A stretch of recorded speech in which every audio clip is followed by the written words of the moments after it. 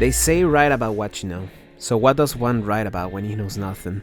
If it wasn't obvious, I myself know very little. I mean that earnestly and without any Socratic intentions. I've grown a soft spot for writing, which is amusing since, unless it's Chainsaw Man or Hajime no Ippo, I do not like reading. Every time I try to sit down and read a big boy book, these intellectuals love stroking their egos by writing overcomplicated word salads to show off how big brained they are. So I end up reading the same sentence over and over again until my mind tires, forgetting everything.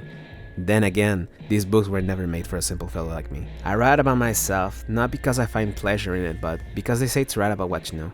Well, let's not be totalists, most of the time it's fun. I get to make jokes and stuff, but sometimes I only end up hurting myself. I guess a beggar really can be a chooser. I got lucky though, since whether beautiful or ugly, sharing a part of yourself is never empty. There's a lot of stuff I wish to talk about, some personal, some more mundane. I do not mind sharing my feelings, simply because you cannot look me in the eyes. I have been unfortunately told I give off a sad allure, which is ironic since I never asked for anyone's pity or compassion. Matter of fact, I loathe pity and compassion. It pisses me off when others see me with downcasted eyes and glints of pity. I want to talk about a lot of stuff. I want to upload more, but there is this certain elephant in the room that stops the cocoon. The embarrassment that comes from my friends watching my videos. I don't mean to sound like a dick. Oh no, my friends are too supportive and my lobster's too buttery. This is all my fault. I told them about it.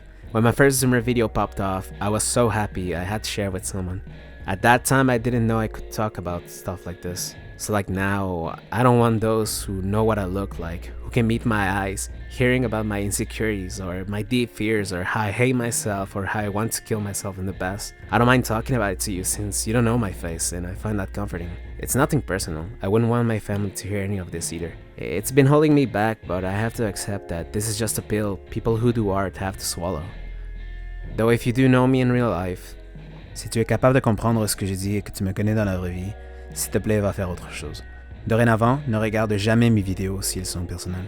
Si la curiosité te gagne et tu t'en fous de mon vœu, va chier. Au moins donne-moi le peu de respect qui te reste et fais l'effort de me mentir. Sérieusement, ne me parle jamais de ces vidéos car je n'ai rien à te dire. An asteroid could hit the planet right now and I would cheer for it. If friction turned that space rock into a pebble, I'd pray it'd aim for the head. I hate myself because I'm too cute, so all the girls see me as a piece of meat. I hate that I'm so cool, that all the boys want to be like me, thus they never end up discovering their true self. I hate that I cannot change myself. There's no joke, this is just a fact. Like the one about me being pretty and the ladies only seeing me as a piece of beefsteak. I don't like feeling this way. I don't think this is how I truly feel. I don't truly wish for the world to end. I'm tired and I'm irritated. My feet are wet because my Converse are filled with holes and it's been raining a lot lately. My eyes are so heavy that I can feel the weight of them dragging down my skin. Though I often feel this way, I don't think it's something serious. I think I'm simply too sensitive. I was having a good day, but then I caught a glimpse of myself. Right now, the fuel that keeps me going is the thought of going to sleep and the possibility of waking up tomorrow as a new person. That, or Deltarune Chapter 5, whichever comes first. I'm trying to care less. I still want to have feelings, I just don't want to care as much. It comes as no shock to say I'm a deeply insecure person. A very big part of my insecurity comes from the way I look. I'm very uncomfortable in my body. If I could vomit myself out of this vessel, I'd probably die trying with my guts in my throat. In short, two things are the main causes of my discomfort. The good news is, the one I've been struggling all of my life can be changed and I've been making some good progress lately. I had weight problems since I was a baby. No joke, I was the fattest baby that the hospital had ever seen. It's because when my mom was pregnant, she took some meds and basically made me huge. Kinda sucks, it didn't make me a huge freak, I'm just a wee freak. I was chubby in high school, you know the deal. I was the funny fat kid. I didn't like PE because I sweated way more than most, which made my clothes cling on, which showcased my repulsive figure. I hated the changing room. What I would do was to be the first in the locker room, hide in the corner and change super fast. I avoided my face at all costs. I'd rather live in denial than to live in agony. And photos of me, I'd rather them burn. There's no need for people to know I was here. Every fat kid knows it all too well. After high school, I became obese. Obese. I became obese.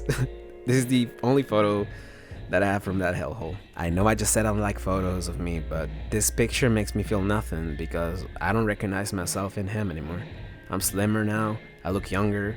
I was 18 to 19 when this photo was taken and I'm sporting the abuelo phenotype. I don't have curly hair anymore. I don't wear a fat guy hoodie anymore. I'm missing my piercings. I have red hair now. It's quite a mess, to put it slightly. No wonder I thought no future for me. At my heaviest, I weighed 145 kilos. That's 322 pounds for you Americans. I know I've said some mean shit about myself and I'll continue to do so, but I'm not saying anything that this guy didn't think of first. From time to time, I look at this photo, and no matter how far you go or how much change, you'll always be that fat, hurt, saddened kid. I don't buy anyone who says they're happy being fat, and I don't buy any of that body positivity bullshit. You shouldn't be made fun of because of how you look, obviously, but you should strive for a healthier weight. I was mocked for how I looked. I was looked down upon. Store clerks were rude and treat you as if you were less. People avoid you as if you were sick. The revolt that lit as reflected inside of people's eyes was bright. That look of pity, of being pathetic. That if your body is this fucked, imagine how much of a mess your head is. I've talked to people about this, and I don't use this word lightly, but they tried to gaslight me into believing I'm crazy. It makes me want to cry tears of rage because they don't know what it's like, but I wouldn't wish for them to walk a mile in those shoes. It's a different type of sadness. It's a cage. It's a vicious cycle. You get treated like shit, so you start to believe you are shit, which makes you look more like shit, and the snake eats itself. The idea of someone finding you pretty and loving you is so foreign that it's not even a dream. I know what the loveless is. He's a blindfolded creature, longing for a drop of water, and any show of affection is an oasis. He doesn't know the difference between love and lust. He'll go out looking, but for what? I used to vomit bile out of stress and rage. I hated the world and wanted nothing to do with it. Where does that burning rage go? Well, it stays unless you let it go. It lingers still because I'm not letting it go. While I'm definitely not as heavy as I used to be, I still feel the glares. I know I'm gonna sound paranoid, but please, you have to believe me.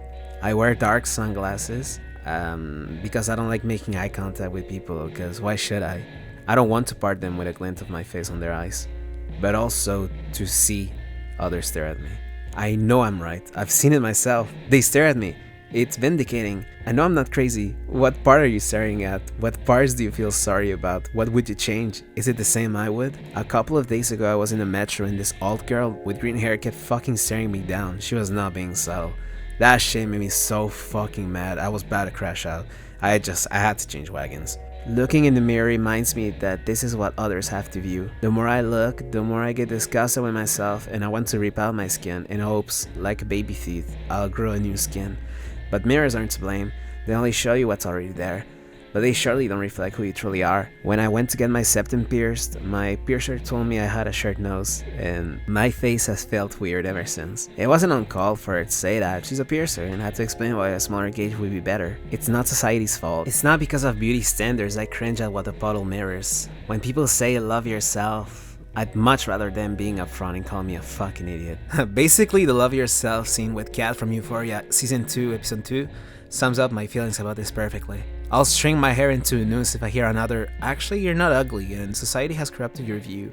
It's like an aged bourbon when an attractive person says it. It goes down so smoothly. It's so easy to preach when you look like an angel. If I were the last person on earth, I would still hate myself. Do you think I enjoy feeling like shit? I don't fantasize about ripping my hair off and shattering my teeth for fun. I don't want to be hurt anymore. As if God thought I'd be too daft and wouldn't get his I hate you message, he gave me another middle finger, just in case. And he gave me a good one. Because unlike the previous problem, this issue can never be resolved. Technically it can, but that road wasn't made for me to walk. I will never outright say what it is. I'll allude to it, always in confusing metaphors and allegories. Not even my parents know. There's only like 4 or 5 people who know. I can only cope by being grateful because, admittedly, I did get lucky. Things could have been way worse. Isn't life beautiful when you remember it can always get worse? Let's put it this way. I'll always be a caterpillar with butterfly wings because those who are looking for refuge are at the door, but I'll keep the knocking waiting for me as I don't intend to answer the door. Imagine how life would be. It's a happier one. You can make up your mind on what it is. I'll talk about it some other time. I don't tend to end my videos so sourly, but I also don't intend to do some fake spiel at the end. Is there a moral to this? Sure. Self-hatred is a bottomless pit. Was something gained? I guess some self-loathing was nicely garnished. I wrote some pretty lines. I'm so glad sadness is a pen I can use to ink art. Am I fucked? No, I'm not fucked. You caught me at a bad time, sorry. I cannot give up on myself. I cannot let myself be a waste. Is there anything you can learn from this? If I knew, I'd tell you. I'll never ask for pity or sympathy. That shit sickens me. My only hope is that my pain was understood. I'm happy you listened to me. I wasn't born in anger, but I'll most likely die angry, because stubbornly I have no intentions of letting it go. When I'll be at my ideal weight, when I look the way I want to look and be the best version I can, I will get treated better. I'll be more accepted. It's just how things work. People will look at me with a smile, and I'll want to blow my fucking brains out. Because the fruit may have ripened, but the taste is still the same. I'm still the same guy as before. Only now it's rotten because it's too late and I don't want any part of society anymore.